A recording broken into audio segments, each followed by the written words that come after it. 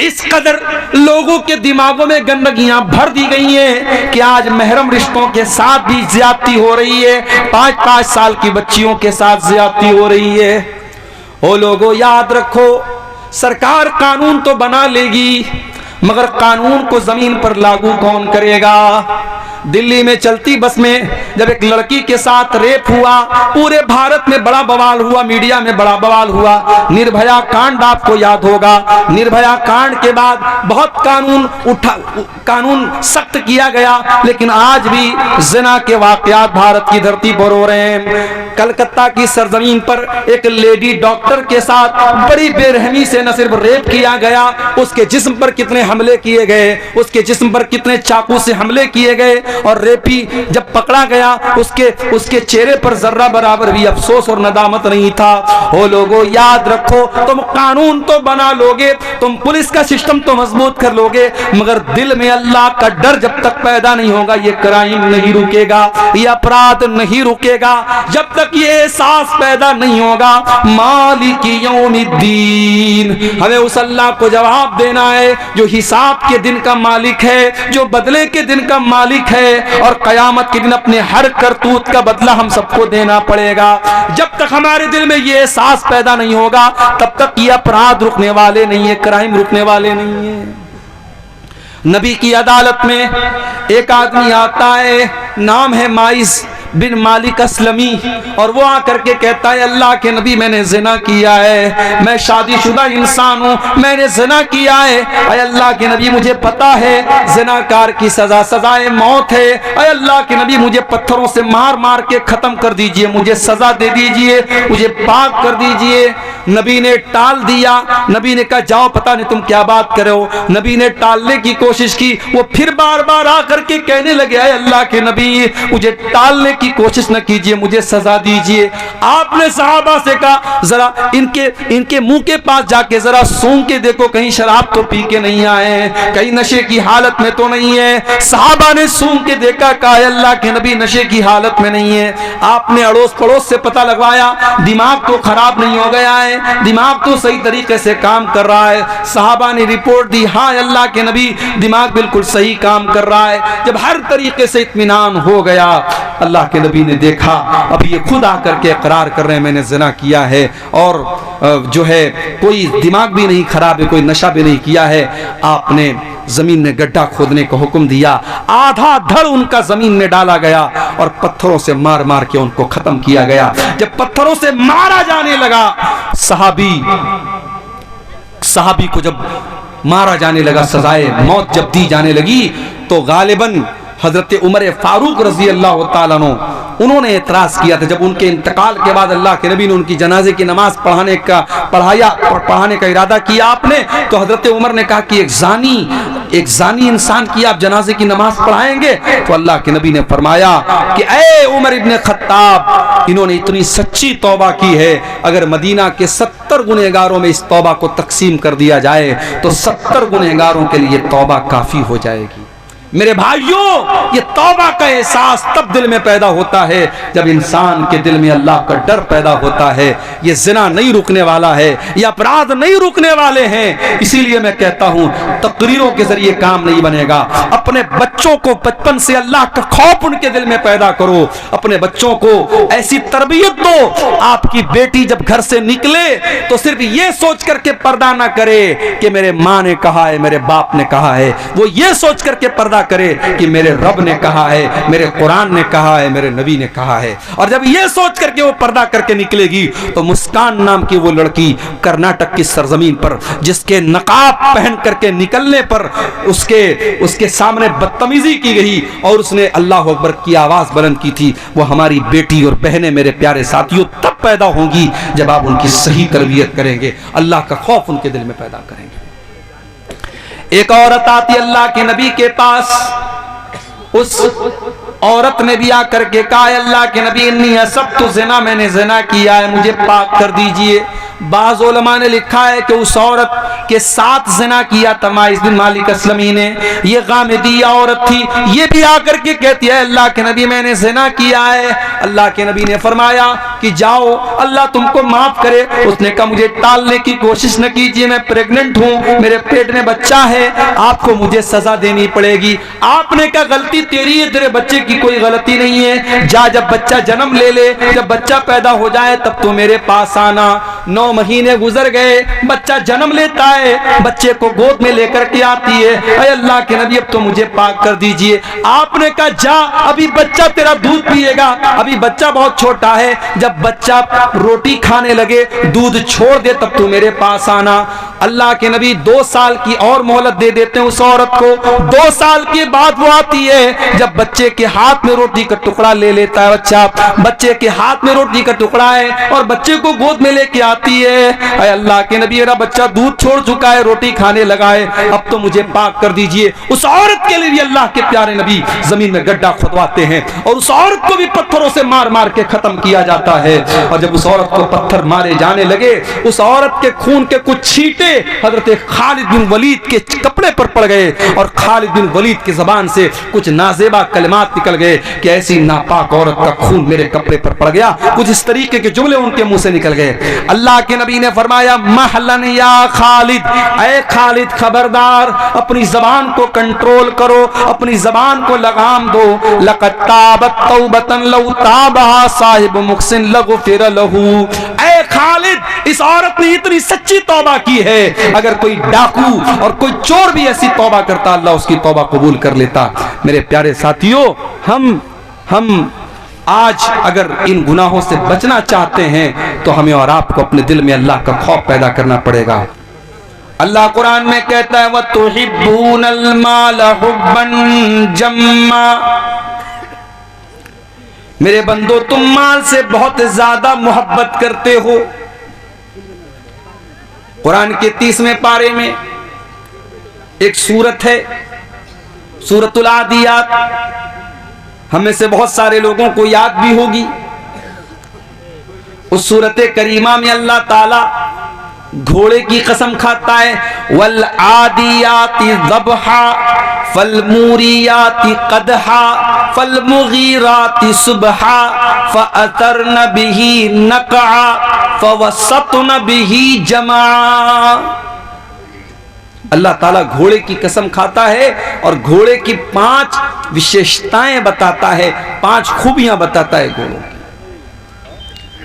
वलादियाति ज़बहा, कसम है उन घोड़ों की जो दौड़ते दौड़ते हाँफने लगते हैं। वलादियाति ज़बहा फलमुगीराति सुबहा, वलादियाति ज़बहा, कसम है उन घोड़ों की जो दौड़ते दौड़ते हाँफने लगते हैं। फलमूरियाति क़दहा, और जब वो दौड़ते हैं तो उनके टापों से चिंगारियां निकलने लगती हैं। फलमुगीराति सुबहा, फिर वो सुबह सुबह दुश्मन की फौज के ऊपर हमला करते हैं। फ़अतरन बिही नक़ा, और जब वो दुश्मन के ऊपर हमला करते हैं तो उनके दौड़ने की वजह से धूल उड़ती है, गर्दो गुबार उड़ता है। फ़वसतन बिही जमा, और वो दुश्मन की सफ में बीचों बीच जाकर के हमला करते हैं। अल्लाह ताला घोड़े की कसम खा रहा है। और आप जानते कि घोड़ा जो है बड़ा वफादार जानवर होता है। घोड़े के बारे में मशहूर है कि घोड़ा मर जाएगा मगर अपने मालिक को अपनी पीठ से उतारेगा नहीं, बेवफाई नहीं करता है घोड़ा, आखिर दम तक मर जाएगा, जान दे देगा, अपने मालिक को अपनी पीठ से गिराएगा नहीं। अल्लाह तबारक व तआला घोड़े की कसम खा करके कहता है इन्नल इंसान लिरब्बिही लकनूद।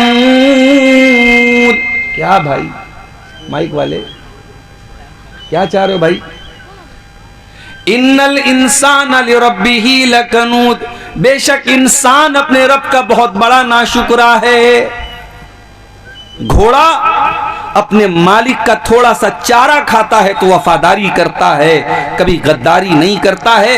इंसान 24 घंटा अपने रब की दी हुई ऑक्सीजन में सांस लेता है, अपने रब की धरती पर सोता है, अपने रब के आसमान के नीचे जिंदगी गुजारता है, अपने रब का दिया हुआ अनाज खाता है, अपने रब का उतारा हुआ पानी पीता है, और फिर भी अपने रब की नाशुक्री करता है।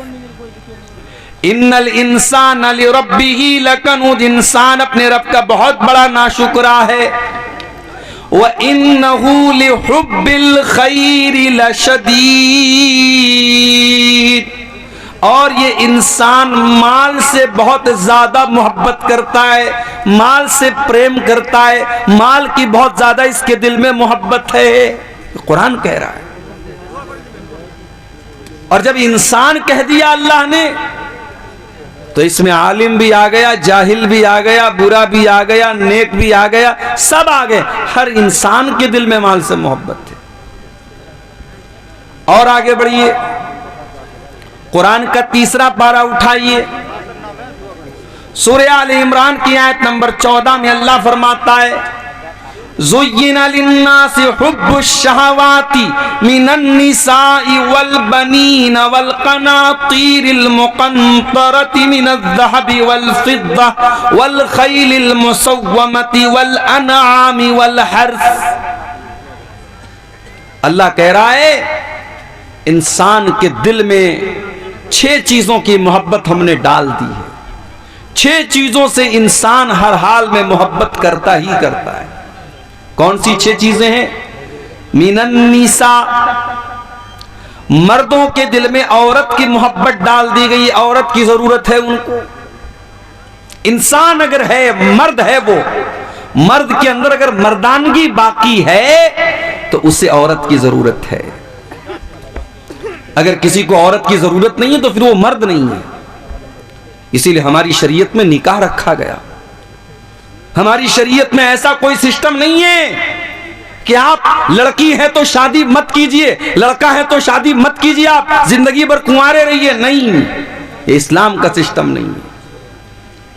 अभी आजकल चल रहा है हमारे उत्तर प्रदेश में, हमारे गैर मुस्लिम भाइयों का एक बहुत बड़ा उनका त्यौहार कह लीजिए या उनका इज्तिमा कह लीजिए, पूरे मुल्क भर से वहां लोग आ रहे हैं, मीडिया वाले दिखा रहे साफ, उसमें कोई औरत आती है, वो जो है उसने दुनिया को त्याग दिया है, वो शादी नहीं करेगी। अब उसमें कोई बाबा जी आए, बाबा जी का हाथ ऐसे उठा हुआ है, मीडिया पर दिखा रहा था कि 12 साल से बाबा जी का हाथ ऐसे उठा हुआ है। मीडिया वाले बड़े खुशी से, बड़े फख्र से बयान कर रहे हैं, बाबा जी का हाथ 12 साल से ऐसे उठा हुआ है। जब हम इस तरीके के वीडियो देखते हैं, जब इस तरीके की खबरें देखते हैं, अल्लाह की कसम हमारा दिल तो शुक्र से बाग बाग हो जाता है। हमारे दिल में शुक्र का जज्बा पैदा होता है कि ऐ अल्लाह, तेरा शुक्र है कि तूने हमें मुसलमान बनाया है, इस्लाम जैसी नेमत से तूने हमें नवाजा है। ऐ अल्लाह, हमारे दीन के अंदर, हमारे मजहब के अंदर कोई ऐसी इबादत नहीं है जिस इबादत में इंसान के ऊपर अत्याचार किया गया हो, जिस इबादत में इंसान के ऊपर जुल्म किया गया। अल्लाह के नबी के एक सहाबी है, नाम नोट कर लो, उस्मान बिन मज़ऊन रज़ी अल्लाह ताला अन्हु। उनके दिल में एक मर्तबा ख्याल आया, शादी करूंगा, बीवी आएगी, बीवी को टाइम देना पड़ेगा, बच्चे पैदा होंगे, बच्चों को टाइम देना पड़ेगा, जितनी नमाज पढ़नी चाहिए उतनी नमाज नहीं पढ़ पाऊंगा, जितनी इबादत करनी चाहिए उतनी इबादत मैं नहीं कर पाऊंगा। उन्होंने इरादा कर लिया मैं कभी शादी ही नहीं करूंगा। फिर दिल में ख्याल आया कि मैं तो मर्द हूं और जब तक मेरे अंदर मर्दानगी बाकी है तब तक औरत की ख्वाहिश मेरे अंदर बाकी रहेगी। हजरत उस्मान बिन मज़ऊन रज़ी अल्लाह ताला अन्हु ने अपने आप को, अपनी मर्दानगी को खत्म करने का फैसला कर दिया। मैं इशारे में आपको समझा रहा हूं, समझदार होंगे आप समझ जाएंगे। मर्द के जिस्म के अंदर जो मर्दानगी की अलामत होती है, हजरत उस्मान बिन मज़ऊन, और ये बात भी नोट कर लीजिए, ये वो वाले उस्मान गनी नहीं है जो अल्लाह के नबी के दामाद थे, ये दूसरे सहाबी हैं। इनके वालिद का नाम मज़ऊन था। उस्मान इब्न मज़ऊन रज़ी अल्लाह ताला अन्हु ने अपने आप को खसी करने का इरादा कर लिया, जैसे बकरा होता है ना, बकरे को खसी कर दिया जाए तो फिर वो इस लायक नहीं होता कि फिर वो जो है वो किसी दूसरी बकरी के साथ वो जा सके और फिर विलादत हो सके। तो जिस तरीके से बकरे और जानवरों के अंदर खसी होता है, उस जमाने में चूंकि मेडिकल साइंस की तरक्की का दौर नहीं था, तो बाज लोग क्या करते थे, अपने आप को खसी कर लेते थे ताकि शादी की ख्वाहिश उनके अंदर बाकी न बचे, मर्दानगी ही उनकी खत्म हो जाए। उस्मान इब्न मज़ून रज़ी अल्लाह ताला अन्हु ने अपने आप को खसी करने का इरादा कर लिया। जब अल्लाह के नबी को पता चला, आपने उनको बुलवाया, आपने कहा उस्मान इन्नी लम उमर बिर रहबानिया, ऐ उस्मान बिन मज़ून में मुझे रहबानियत का हुक्म नहीं दिया गया है। ऐ उस्मान, जिस दीन को मैं लेकर के आया हूं, मेरे दीन के अंदर रहबानियत नहीं है। बाल बच्चों को छोड़ करके, दुनिया को छोड़ करके कुटिया में चला जाए, कोई पहाड़ पे चला जाए, ये मेरे दीन का कॉन्सेप्ट नहीं है। ऐ उस्मान इब्न मज़ून, कान खोल करके सुन लो। इन्नी उमिरतु अन अनामा व अकूमा, मुझे हुक्म दिया गया है मैं रात में आराम भी करूं और तहज्जुद की नमाज भी पढ़ूं। मुझे हुक्म दिया गया है मैं रोजा भी रखूं और मैं बेरोजा भी रहूं, यानी कंटिन्यू नफिल रोजा न रखूं, कभी रोजा रहूं कभी ना रहूं, मैं कंटिन्यू रोजा न रखूं। नफिल रोजा की बात हो रही। और मुझे निकाह करने का हुक्म दिया गया है कि मैं निकाह करूं, बीवी रखूं, बीवी रखने के लायक ना हो तो तलाक दे दूं। मुझे निकाह का और तलाक का भी मेरे शरीयत के अंदर ऑर्डर दिया गया है। और ऐ उस्मान बिन मज़ून, यही मेरी शरीयत है और यही मेरा तरीका है। फमन रगिबा अन सुन्नती फलैसा मिन्नी, जो मेरे तरीके से हट जाए उसका मुझसे कोई ताल्लुक नहीं है। ऐ उस्मान, कान खोल करके सुन लो, अगर तुम मेरे तरीके से हटना चाहते हो तो कान खोल करके मेरी वार्निंग सुन लो, फिर मुझसे कोई ताल्लुक नहीं रहेगा। हजरत उस्मान इब्न मज़ून रज़ी अल्लाह ताला अन्हु को अपनी गलती का एहसास हुआ, उन्होंने फौरन रुजू किया। एक और सहाबी थे, नाम नोट कर लो उनका भी, अब्दुल्ला बिन अम्र बिन आस रज़ी अल्लाह ताला अन्हु, बहुत नेक सहाबी, अल्लाह वाले सहाबी, रात रात भर नमाज पढ़ने वाले सहाबी, दिन में नफिल रोजा रखने वाले सहाबी। शादी हुई, बीवी के पास जा ही नहीं रहे, बीवी के पास जा ही नहीं रहे, बीवी का हक ही अदा नहीं कर रहे। बहू को ससुर ने देखा, 3-4 दिन के बाद बहू का चेहरा उतरा हुआ है, बहू ने बाल भी कंघी नहीं किया है। ससुर ने पूछा, भाई क्या बात है, तेरी नई नई शादी हुई है, तू ऐसा हुलिया क्यों बना के बैठी? कहा कि अब्बू, आपके बेटे को मतलब ही नहीं है मुझसे, रात में नमाज पढ़नी है, दिन में रोजा रखना है। उनको तो बस रोजा रखना है, नमाज पढ़ना है, उनको बीवी से कहा मतलब है। ससुर समझ गए कि मसला क्या है, लेकिन बहुत सारी बातें बाप डायरेक्ट बेटे से नहीं बोल सकता। हजरत अब्दुल्ला के वालिद जो थे अम्र बिन आस, वो भी बहुत बड़े सहाबी थे, उन्होंने आकर के अल्लाह के नबी से कहा कि अल्लाह के नबी, ऐसा ऐसा मामला है, मेरी बहू ने इशारे में बताया है कि मेरा बेटा अपनी बीवी की जरूरतें पूरी नहीं करता है। ऐ अल्लाह के रसूल, आप मेरे बेटे को बुला करके समझाइए। अल्लाह के प्यारे नबी ने हजरत अब्दुल्ला को बुलवाया। आपने कहा, अब्दुल्ला, मुझे पता चला है कि तुम रात रात भर नमाज पढ़ते हो। कहा, अल्लाह के नबी, बिल्कुल सही बात है। आए अब्दुल्ला, मुझे मालूम हुआ है तुम कंटिन्यू लगातार नफिल रोजा रखते हो। हाँ अल्लाह के नबी, ये भी बिल्कुल सही बात है, मैं रोजा भी रखता हूं, मैं रात रात भर नमाज भी पढ़ता हूं। आपने कहा, अब्दुल्ला, इन्ना लिअयनिका अलैका हक्का व इन्ना लिजसदिका अलैका हक्का व इन्ना लिज़ौजिका अलैका हक्का। आए अब्दुल्ला, तेरी आंखों का भी तेरे ऊपर हक है, तेरे शरीर का भी तेरे ऊपर हक है, तेरी बीवी का भी तेरे ऊपर हक है, तेरे मेहमान का भी तेरे ऊपर हक है, और तेरे रब का भी तेरे ऊपर हक है। आए अब्दुल्ला, सबका हक अदा करो, रात में नमाज भी पढ़ो और आराम भी करो, बीवी का हक भी अदा करो, दिन में कभी रोजा रखो कभी मत रखो, कंटिन्यू लगातार नफिल रोजा न रखो। आए अब्दुल्ला, ये मेरा तरीका, इसको फॉलो करो। इस्लाम इतना प्यारा दीन है मेरे प्यारे साथी। इस्लाम में आपसे ये नहीं कहा गया कि आप औरत से दूर हो जाएं। अल्लाह कह रहा है, ज़ुय्यिना लिन्नासि हुब्बुश शहवात लोगों के दिल में औरत की मोहब्बत डाली गई है, औरत की जरूरत पड़ेगी तुम्हें, और इसीलिए इस्लाम ने तुमको निकाह का हुक्म दिया है। और मैं एक बात महसूस करता हूं अपने समाज में, मैं तो बनारस में रहता हूं, आपके यहाँ का माहौल उतना मैं बहुत ज्यादा नहीं जानता। मैं अपने यहाँ में देखता हूं कि लड़कियों की शादी जो होती है 18 साल में, 19 साल में, 20 साल में आमतौर से हो जाती है लड़कियों की शादी, लेकिन लड़कों की शादी 25 साल के पहले लोग नहीं करते आमतौर से, जबकि लड़का शादी के काबिल 20 साल में हो चुका है। अब 25 साल और 30 साल का होने के बाद आप उसकी शादी कर रहे हैं। मेरे प्यारे साथियों, इंसान को भूख आज लगी हो और खाना आप उसको 10 दिन के बाद खिलाएंगे तो बेचारा भूखा मर जाएगा। हम लोग आ रहे थे, हमारे ड्राइवर साहब भी साथ में आ रहे थे। मैं बनारस से दोपहर में कुछ खास मैंने खाया भी नहीं था, भूख लगी थी, और फिर ये भी मसला था, पहुंचना भी था आपके यहाँ, जल्दी भी थी, तो मैंने रास्ते में ऑनलाइन एक जगह होटल वाले को ऑर्डर दिया बेगूसराय में। वहां खाने की चीज जब पेट में कुछ गई तब जाकर के इंसान को सुकून मिलता है। ये हमारी फितरत और आदत है मेरे प्यारे साथी।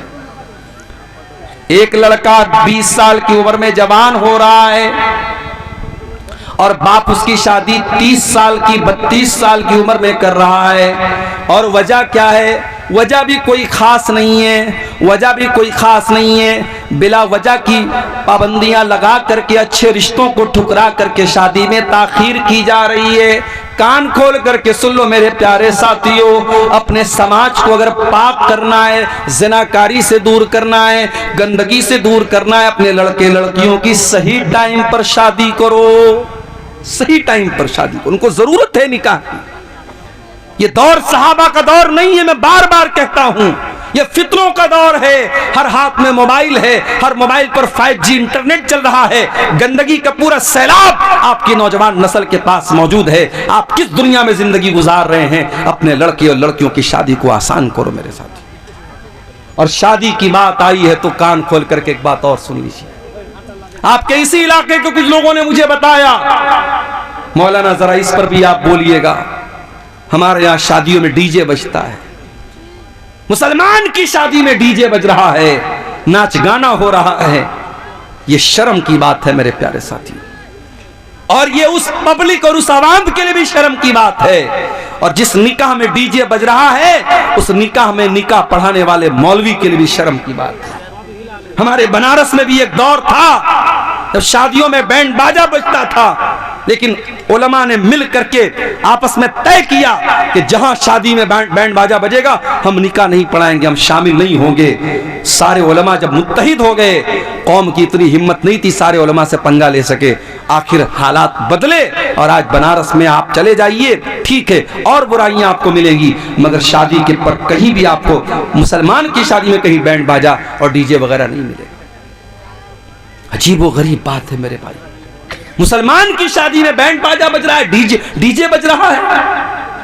मुसलमान की शादी में हल्दी की रस्म हो रही है, मुसलमान की शादी में तिलक की रस्म हो रही है, मुसलमान की शादी में मंगनी की रस्म पे दावतें हो रही हैं। अल्लाह के वास्ते मेरे प्यारे साथियों, उम्मत बहुत परेशान है, उम्मत बहुत परेशान है। उम्मत के कितने बच्चे भूख से मर रहे हैं, उम्मत की कितनी बेटियां गुर्बत की वजह से उनकी शादियां नहीं हो रही हैं, उम्मत के कितने टैलेंटेड बच्चे पैसा न होने की वजह से अपनी तालीम छोड़ रहे हैं। अगर आपके पास पैसा बहुत ज्यादा है, पैसा खर्च करने के बहुत रास्ते हैं, निकाह को आसान करो मेरे प्यारे साथियों।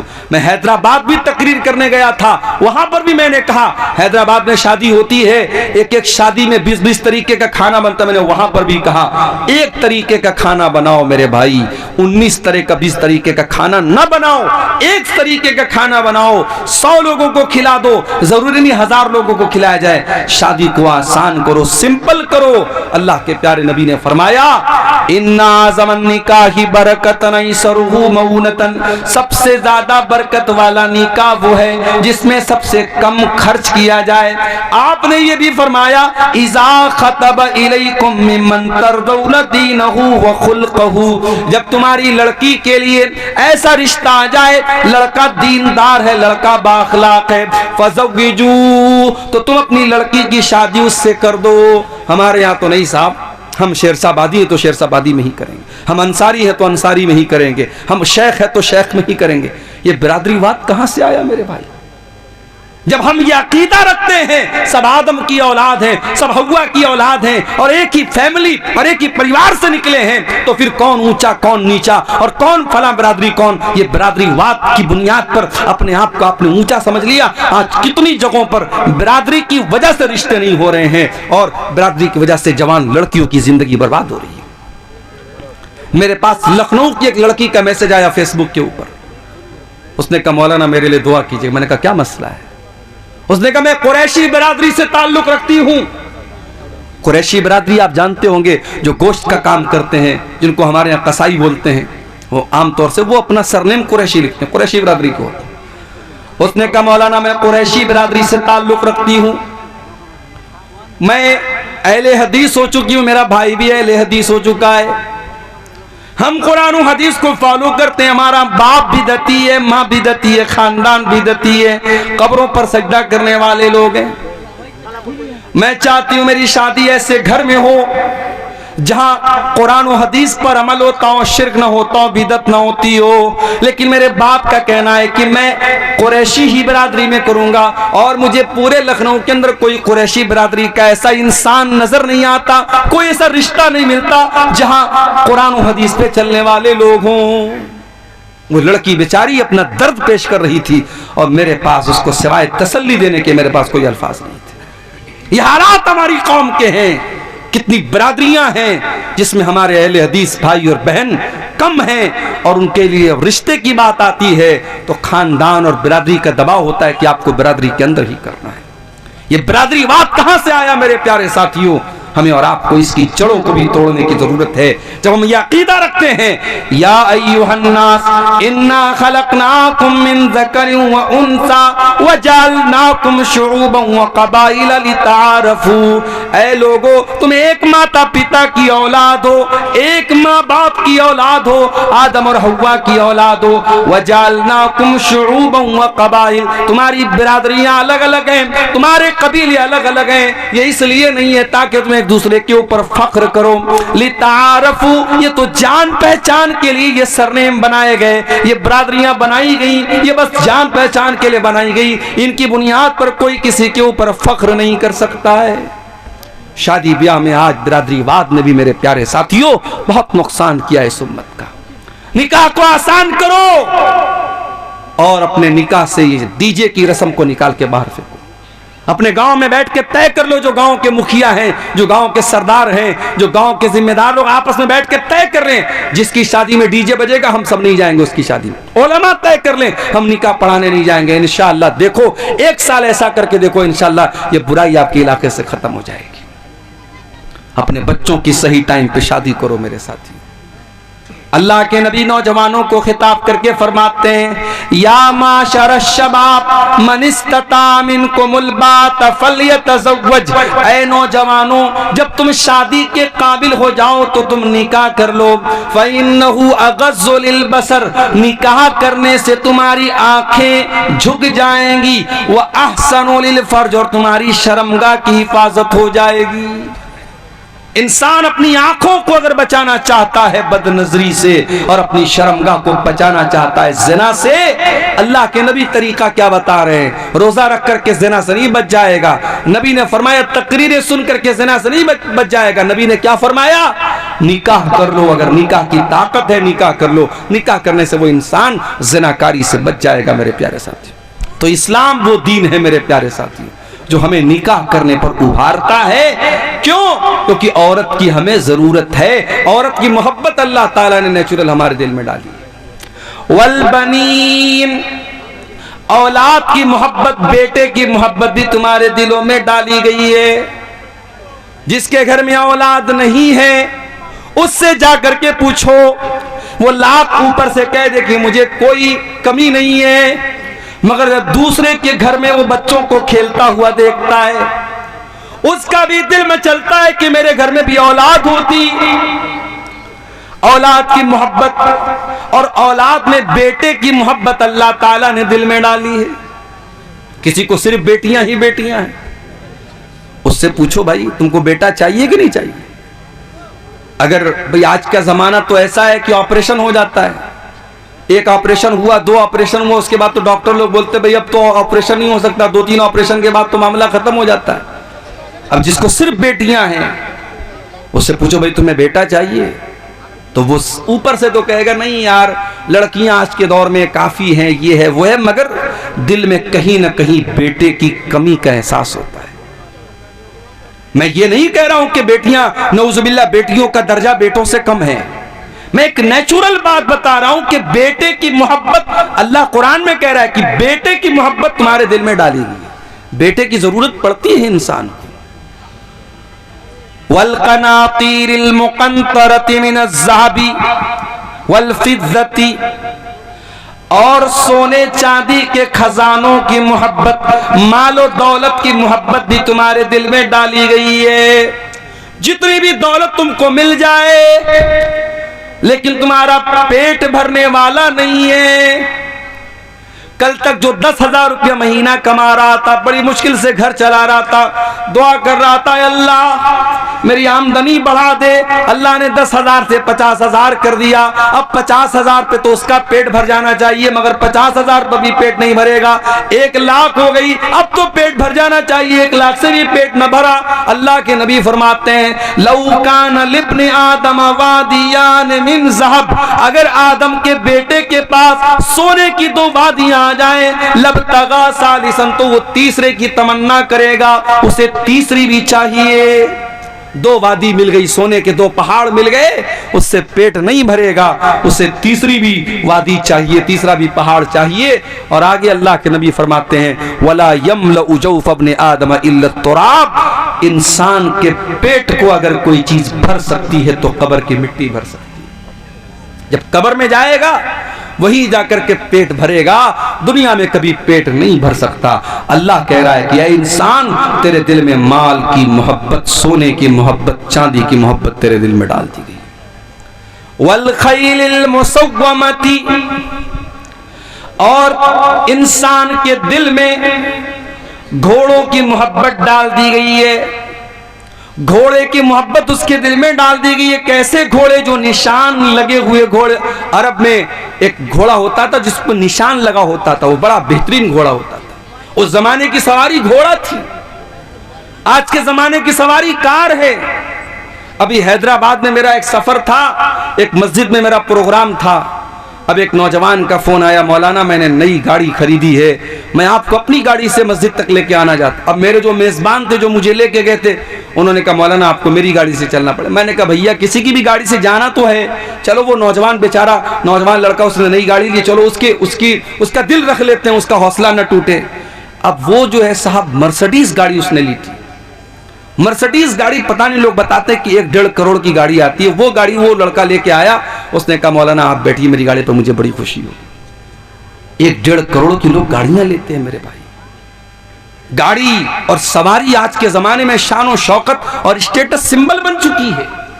अल्लाह ने कहा कि तुम्हारे दिलों में हमने डाला है घोड़े की मोहब्बत। उस जमाने की सवारी घोड़े थी, आज के जमाने की सवारी कार है, आज के जमाने की सवारी बाइक है। हमारा नौजवान लड़का बुलेट उसके हाथ में आ जाए और गांव में जब बुलेट चलाता है, ऐसा तेजी से वो बुलेट तो खड़खड़ खड़खड़ आवाज देती है और हॉर्न उसका बजता है, पूरे गांव में जो है अपना वो दबदबा कायम करते हुए गाड़ी से निकलता है, बाइक से निकलता है, 4 व्हीलर से निकलता है। तो इंसान के दिल में, उसके सीने में अल्लाह ताला ने सवारियों की मोहब्बत भी डाली। वला नाम, और अल्लाह ताला ने इंसानों के दिलों में चौपाइयों की मोहब्बत भी डाली है। आप लोग गांव देहात के, आप ज्यादा अच्छी तरीके से समझते होंगे। गाय, बैल, बकरी, ये जो चौपाए होते हैं, जो लोग इसको पालते हैं, बड़ी मोहब्बत होती है अपने चौपाए से। वल हर्सी, और इंसान को अपनी खेती बाड़ी से बड़ी मोहब्बत होती है। 6 चीजों का नाम अल्लाह ने लिया। औरत की मोहब्बत तुम्हारे दिल में है, औलाद की मोहब्बत, बेटे की मोहब्बत तुम्हारे दिल में है, सोने चांदी की मोहब्बत तुम्हारे दिल में है, और घोड़े की मोहब्बत तुम्हारे दिल में है, चौपाए की मोहब्बत तुम्हारे दिल में, और खेती बाड़ी की मोहब्बत तुम्हारे दिल में डाली गई है। 6 चीजों का नाम लेने के बाद अल्लाह ने क्या फरमाया, ज़ालिका मताउल हयातिद दुनिया वल्लाहु इंदहु हुस्नुल मआब। ऐ मेरे बंदो, ये जमीन, ये जायदाद, ये औरत, ये दौलत, ये सब यहीं रह जाएंगे।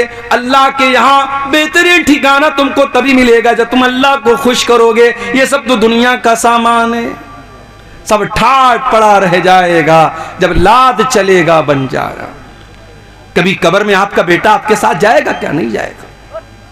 आपका बेटा आपसे बहुत मोहब्बत करता है, आप मर जाएंगे, आपका बेटा आंसू बहाएगा, रोएगा, आपकी तारीफ करेगा।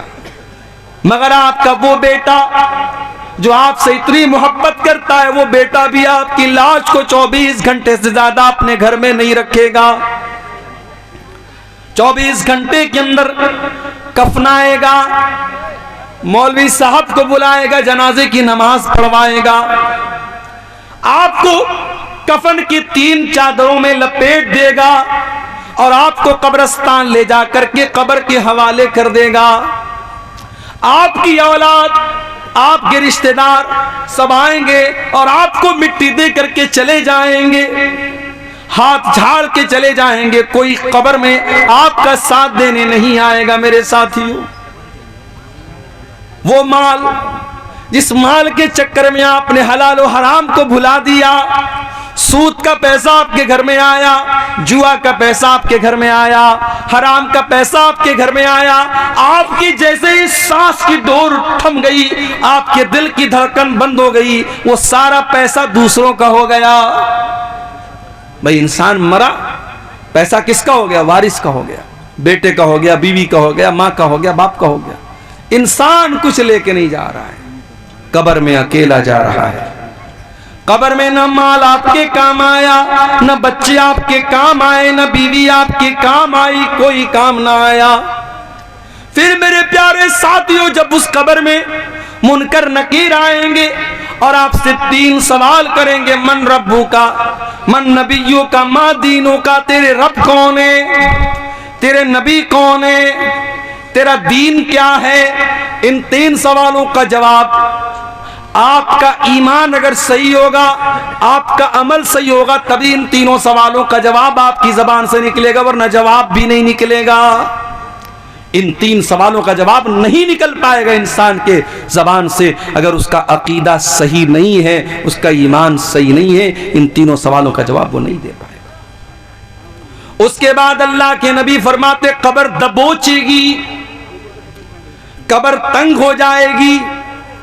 हाय हाय, अब्दुल गफ्फार साहब आप बहुत तकरीरें किया करते थे, बहुत आपने कुरान की आयतें पढ़ के सुनाई है। आपकी कब्र में आपका क्या अंजाम होगा?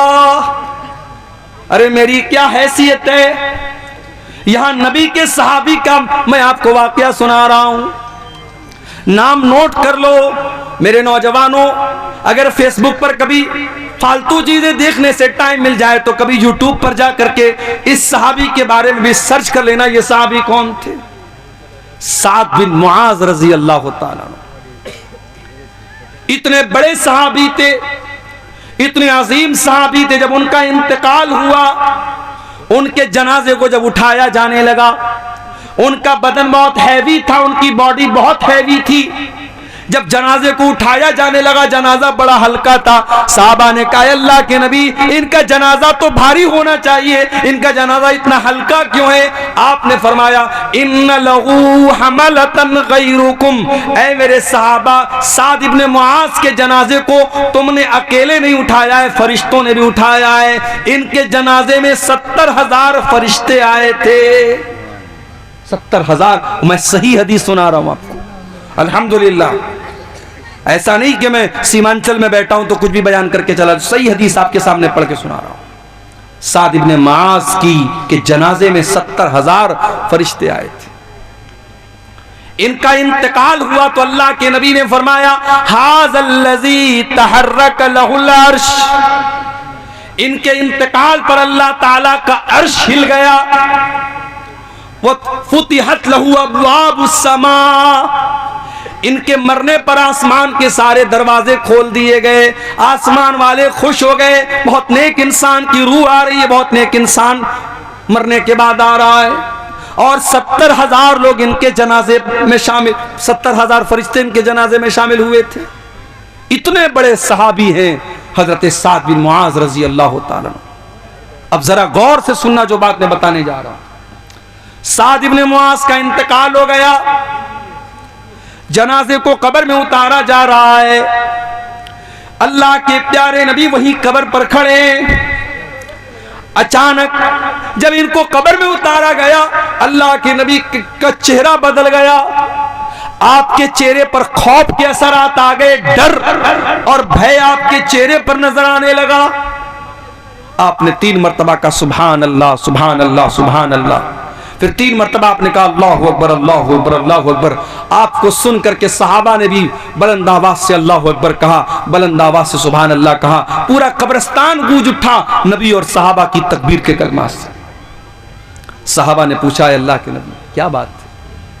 अचानक आपका चेहरा बदल गया और आप तस्बीह के कलमात और तकबीर के कलमात पुकारने लगे, क्या बात है?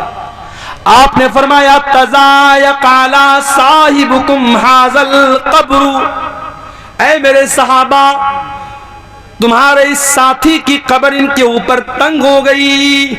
कब्र ने इनको दबोच लिया, कब्र ने इनको पकड़ लिया और मैंने अल्लाह से दुआ की तब कब्र ने इनको छोड़ा।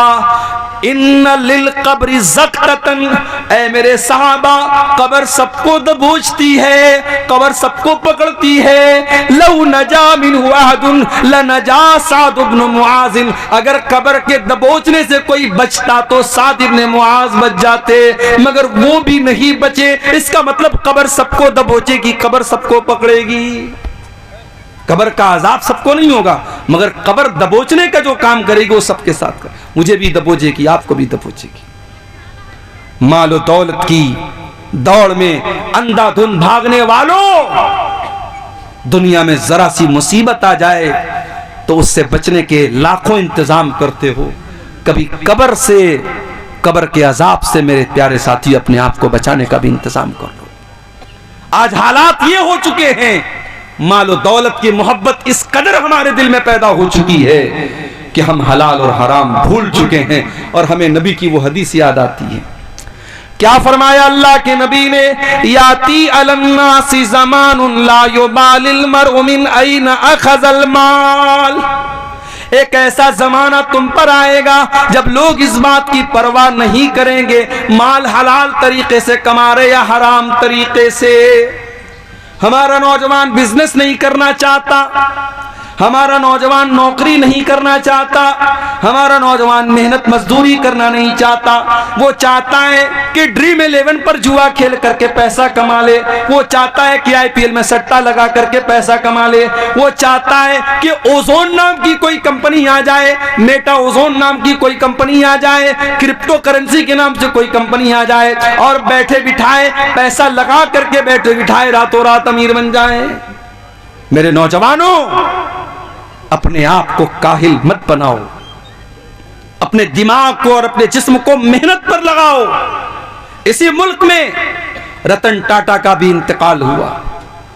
बहुत छोटी सी शुरुआत की थी रतन टाटा ने और आज उनकी कंपनी का एक ब्रांड बन गया।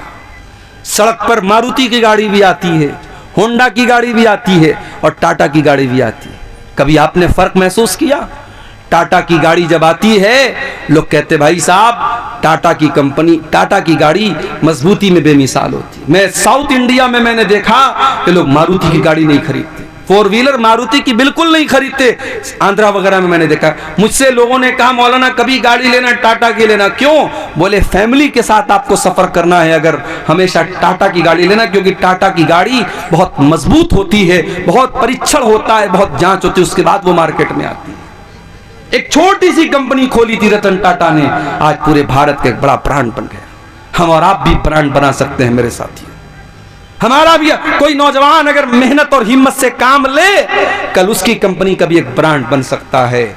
और इस देश में हमने देखा मुकेश अंबानी आज जिनके यहाँ शादी होती है तो करोड़ों खर्च करते हैं, उनके बेटे अनंत अंबानी की शादी होती है तो मीडिया में पूरा एक वावेला मच जाता है, साहब इतनी इतनी बड़ी शादी हो रही है। मुकेश अंबानी का बाप धीरू भाई अंबानी दुबई में लॉन्ड्री का काम करते थे। लॉन्ड्री का मतलब समझते हैं? होटल में आप जब जाते हैं, होटल के कमरे में आपका कपड़ा अगर धुलने के लायक होता है तो होटल वाले आपसे वो कपड़ा ले लेते हैं, कुछ चार्ज आपको देना पड़ता है और वो कपड़ा धुला जाता है। उस कपड़े की धुलाई का काम करते थे कौन? मुकेश अंबानी के जो बाप थे जिनका नाम था धीरू भाई अंबानी।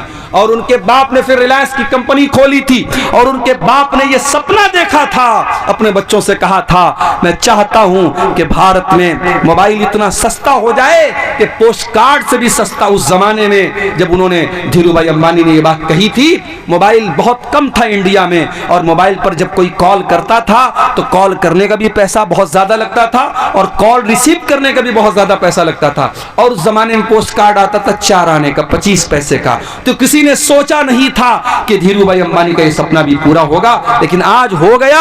आज तो आप रिचार्ज करा लेते हैं और अनलिमिटेड कॉल करते हैं। मेरे प्यारे साथियों, कारोबार करो, बिजनेस करो, हलाल तरीके से पैसा कमाओ, बहुत रास्ते हैं। ये सूद का धंधा न करो, ये ब्याज का धंधा न करो, ये हराम के रास्ते ना अपनाओ। मेरा रब कुरान में कहता है इन्नल्लज़ीना याकुलून रिबा ला यक़ूमून इल्ला कमा यक़ूमुल्लज़ी यतखब्बतुहु शैतानु मिनल मस। जो लोग सूद और ब्याज खाते हैं वो कयामत के दिन इस तरीके से उठेंगे जैसे शैतान किसी को छू करके पागल कर दे। शैतान किसी को छू करके पागल कर दे, उस तरीके का हाल किसका हो जाएगा? ब्याज खोर का हो जाएगा। अब सुन लो, मौलाना इसहाक साहब ने कहा था मौलाना आप सूद पर थोड़ा खुल करके बोलिएगा। अब कितना खुल करके बोला जाए मेरे साथी? सूद पर कितना खुल करके बोला जाए? ये सूद क्या है जरा इसको समझ लीजिए। मान लीजिए मैंने आपको 100 रुपया दिया, बहुत सिंपल तरीके से समझा रहा हूं ब्याज का मतलब आपको। मैंने आपको 100 रुपया दिया और 100 रुपया मैंने आपको उधार दिया, कर्ज के तौर पे दिया, और मैंने ये कंडीशन लगा दी कि आप मुझे वापस 110 रुपया देंगे। किसी को उधार देने के बाद उस उधार पर प्रॉफिट अगर कोई लेता है तो वही सूद और ब्याज है। अगर मैंने आपको जमीन अपनी दे दी, जमीन मैंने आपको कर्ज के तौर पर दी और उसके बाद जब वापस मैंने आपसे जमीन ली तो कुछ पैसा भी मैंने ले लिया या कुछ खेती बाड़ी में भी मैंने ले ली।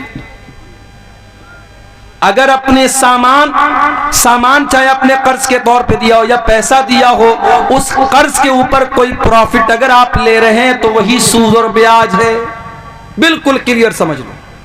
जैसे मुंबई वगैरह में एक शक्ल है, लोग मकान को क्या करते हैं? हैवी डिपॉजिट पर देते हैं। हैवी हजरत मौलाना मनीरुद्दीन साहब बंगाल, डेरफुटिया साहब अपने क़यामगाह से निकल चुके हैं, कुछ ही देर में तशरीफ फरमा होंगे। मेरी माँ और बहनों से गुजारिश है कि वो अभी घर न जाए, जिसके इंतजार में आप बैठी हुई थी वो बस चंद लम्हों में स्टेज में तशरीफ फरमा होंगे।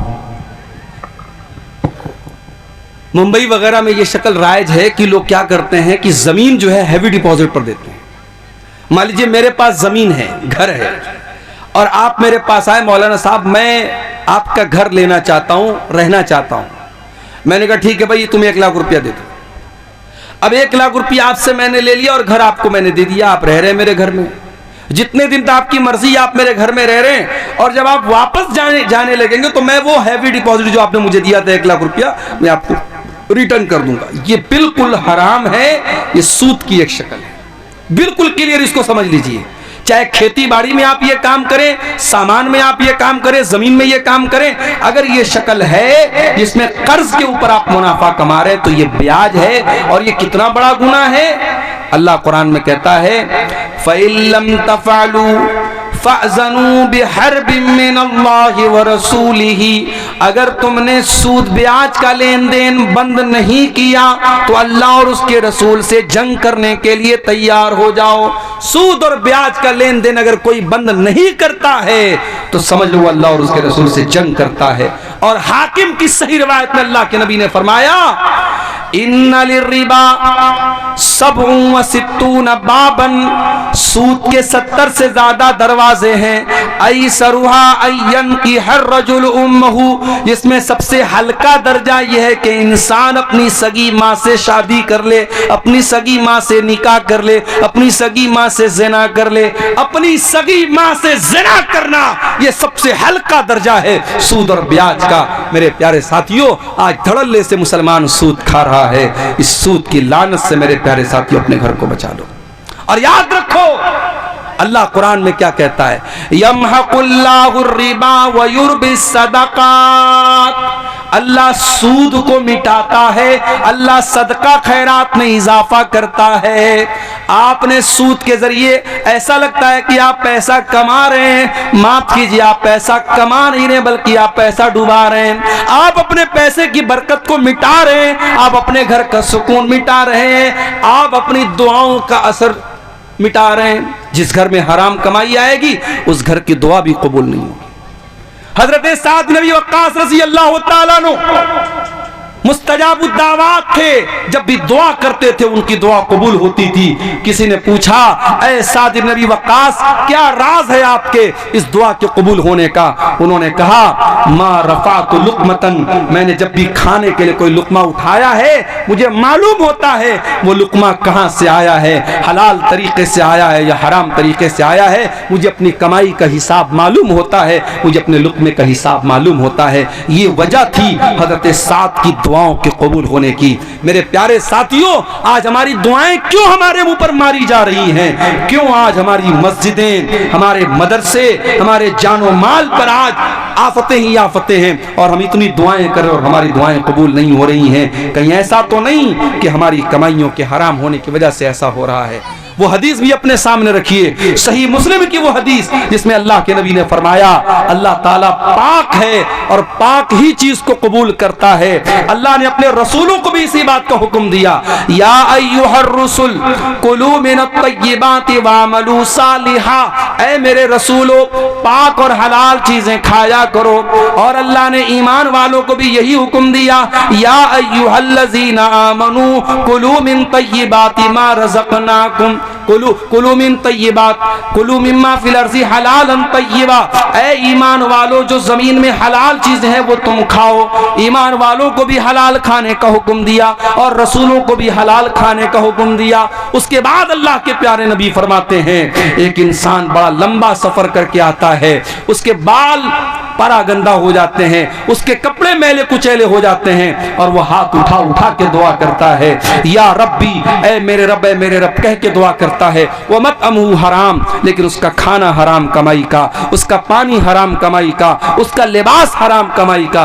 फअन्ना युस्तजाबु लिज़ालिक, ऐसे इंसान की दुआ कहां से कबूल हो? हमारे यहां हराम कमाई का एक तरीका और भी है, रिश्वत के जरिए पैसा कमाना। बहुत सारे लोग क्या करते हैं, दूसरे की जमीन हड़प ली, दूसरे का खेत हड़प लिया, अदालत तक मामला गया, उन्होंने वकीलों को रिश्वत देकर के, पुलिस वालों को रिश्वत देकर के अपने हक में, अपने फेवर में फैसला करा दिया। कान खोल करके सुन लो, रिश्वत के जरिए किसी का हक खाने वाला वो भी हराम खोर है। अल्लाह कुरान में कहता, वला ताकुलू अमवालकुम बैनकुम बिल बातिल, ऐ लोगो, ऐ ईमान वालो, एक दूसरे का माल नाजायज तरीके से न खाया करो। व तुदलू बिहा इलल हुक्काम, और अपने मामले को हाकिम के पास न लेके जाया करो। लिताकुलू फरीक़म मिन अमवालिन नास बिल इस्मि व अंतुम तालमून, जानबूझ करके दूसरों का माल नाजायज तरीके से खाने के लिए हाकिम के पास, अदालत के पास, जज के पास, वकील के पास अपने मामले को न लेके जाया करो। अल्लाह के नबी के पास भी लोग मसला लेकर के आते थे, आपने फरमाया, इन्नमा अना बशर, मैं इंसान हूँ। हो सकता है दो लोग मेरे पास अपना मामला लेकर के आए और एक आदमी बहुत चिकनी चुपड़ी बात करने वाला हो, उसकी बात में बड़ी मिठास हो और मैं उसके हक में, उसके फेवर में फैसला कर दूं। दो लोग मेरे पास कोई चीज लेकर के आए हैं दो लोग मेरे पास कोई चीज लेकर के आए हैं और एक इंसान की बात में बड़ी चिकनी चुपड़ी बात है, बड़ा लहन है और बहुत अच्छे तरीके से वो बात करता है। हो सकता है मैं उसके हक में फैसला कर दूं। अगर मैं ऐसा करता हूं, क्या ऐलान करना है कुछ बच्ची का? ये 2 घंटा से ये स्टेज पर कोई बच्ची देखिए सामने है, रो रही है और पीले रंग का फ्रॉक पहने हुए। जिन भाई की बच्ची हो, उसकी जो भी माँ है या बाप इस जलसे में आए हो, ले जाएं। बच्ची बहुत परेशान है, 2 घंटे से रो रही है। स्टेज पर मौजूद है, माँ और बाप जो भी होंगे यहाँ आके ले जाएं उसको।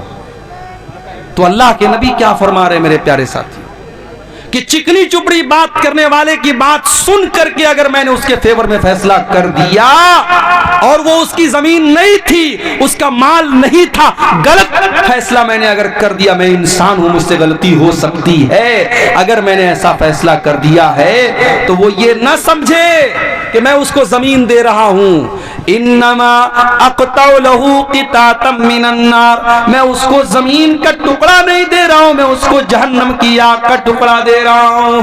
ओ लोगों, दूसरे की जमीन, दूसरे का खेत, दूसरे का माल नाजायज तरीके से अगर हड़प रहे हो, दुनिया में उस हक को दे दो, दुनिया में उसका हक दे दो, वरना जहन्नम का टुकड़ा लेना पड़ेगा कयामत के दिन। अल्लाह के नबी कह रहे हैं मैं उसको जहन्नम का टुकड़ा दे रहा हूं। इतना खतरनाक मामला है मेरे प्यारे साथियों। इसलिए हराम कमाई की जितनी शक्लें हैं, ये जुआ की भी बहुत सारी शक्लें चल रही हैं। और अभी तो मुझे बाज लोगों ने बताया कि कब्रिस्तान तक में लोग बैठ करके जुआ खेलते हैं। कब्रिस्तान जो इबरत की जगह है, मुर्दों के दफनाने की जगह है, वहां पर भी बैठ करके लोग जुआ खेलते हैं। दिल इतना कठोर हो चुका है, जुआ खेलने के नए नए तरीके अपनाए जा रहे हैं, शराब पीने के नए नए तरीके अपनाए जा रहे हैं, नशा करने के नए नए तरीके अपनाए जा रहे हैं। याद रखो मेरे प्यारे साथियों, नीतीश कुमार जी शराब पर पाबंदी लगाए या न लगाएं, बिहार की गवर्नमेंट शराब पर पाबंदी लगाए या न लगाए, आपके इलाके की पुलिस शराब पर बैन लगाए या न लगाए, मोहम्मद रसूलुल्लाह 1400 साल पहले शराब पर बैन लगा चुके हैं। मेरा रब कुरान में लगा चुका है और अल्लाह कुरान में आयत नाजिल कर चुका है, या अय्युहल्लज़ीना आमनू इन्नमल खम्रु वल मैसिरु वल अंसाबु वल अज़लामु रिज्सुम मिन अमलिश शैतान। ऐ ईमान वालो, शराब और जुआ गंदी चीज है, शैतान का काम है, इनसे बचो तभी तुम कामयाब हो सकते हो। इन्नमा युरीदु शैतानु अन युक़िया बैनकुमुल अदावत वल बग़ज़ा फिल खम्रि वल मैसिर। जहां शराब आएगी, जहां जुआ आएगा, वहां लड़ाई होगी, वहां झगड़े होंगे।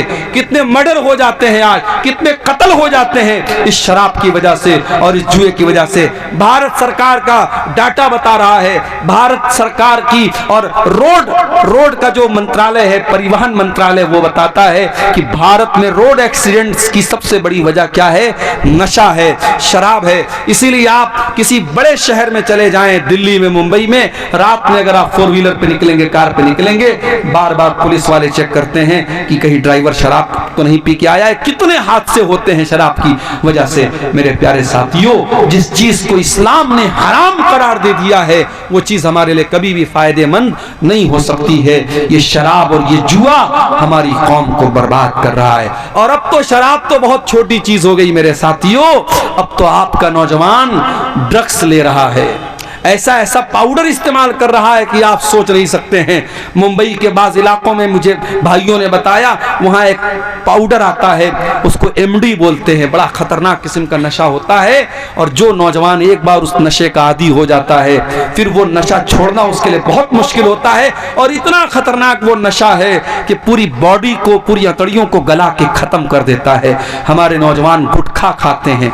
गुटखा, मैं ये नहीं कहता कि जो मसला शराब का है वही मसला गुटखा का है। शराब अपनी जगह है, गुटखा अपनी जगह है, मगर हराम तो गुटखा भी है ना। क्यों? इसलिए हराम है। उस गुटखा के अंदर अगर नशा न भी हो, इसलिए ये हराम है क्योंकि ये आपके शरीर को खोखला कर रहा है। जब उस गुटखे के पैकेट पर ये लिखा है कि tobacco is tobacco causes cancer, तंबाकू से कैंसर हो सकता है, जब गुटखा के ऊपर खुद सरकार ने लिखवाया है और गुटखा कंपनी ने लिखवाया है, और आप उस गुटखे को खा करके अपने आप को कैंसर के हवाले कर रहे हैं। माफ कीजिए, ये शरीर, ये जिस्म, ये अल्लाह ताला ने अमानत के तौर पे दिया है। इस शरीर को बर्बाद करने का हमें और आपको कोई अधिकार नहीं है। इसलिए मेरे साथियों, मेरे नौजवान साथियों, गुटखे से भी अपने आप को दूर रखो, शराब वगैरह से भी दूर रखो, हर उस चीज से दूर रखो जो आपकी बॉडी और आपके शरीर को नुकसान पहुंचाने वाला हो। और आगे बढ़िए, एक और चीज जो हमारे समाज को बर्बाद कर रही है बड़ी तेजी के साथ, मर्द और औरत के नाजायज ताल्लुकात, जिनाकारी और बदकारी समाज को बर्बाद कर रही है, रिश्तों की मर्यादा को बर्बाद कर रही है।